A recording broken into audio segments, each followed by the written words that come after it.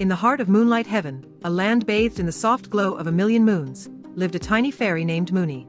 Moony's wings shimmered like moonlight on water, and her laughter tinkled like wind chimes in a gentle breeze. One night, a new child named Finn arrived in Moonlight Heaven. He was small and quiet, his eyes wide with a mixture of wonder and fear. The other children, used to the nightly adventures, forgot about Finn in their rush to play with the dragons. Moonbeam, seeing Finn's isolation, flew down and landed on his shoulder. With a soft voice, she whispered, "Don't worry, little one. There's magic for everyone here." That night, Moonbeam introduced Finn to a different kind of magic. They visited the wishing well, a pool of moonlight that shimmered with a different color for each child's deepest desire. Finn, after a long moment of contemplation, dropped a single dandelion seed into the well. In that instant, the moonlight turned a warm, golden yellow. Suddenly, a majestic golden dragon, larger than any Finn had seen, materialized beside the well. Its scales shimmered like polished gold, and its eyes held the kindness of 1,000 suns. The dragon lowered its head and nudged Finn with its snout, inviting him to climb onto its back. As Finn soared through the starry expanse with the golden dragon, laughter bubbled up inside him. He wasn't just riding a dragon, he was flying alongside a friend.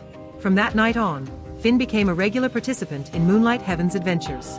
And every night, the golden dragon, a symbol of his newfound courage and his connection with Moonbeam's magic, awaited him by the wishing well. And so, Moonlight Heaven continued to thrive, a place where every child could find their own unique magic, thanks to the kindness of a tiny fairy named Moonbeam and the boundless wonder of friendship under the million moons. Every night, when the stardust settled and the Milky Way shimmered like a diamond river, Moony would gather the children of Moonlight Heaven for an extraordinary adventure. First, she'd visit the Dream Cloud Glade, where fluffy dragons the size of kittens dozed amongst the clouds.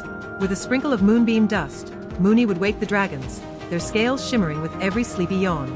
The children would squeal with delight as the dragons playfully chased them through the clouds, their soft roars tickling their ears. Next, Moony would lead the children to the Crystal Falls, where graceful angels with wings of spun moonlight bathed in the moonlight pools.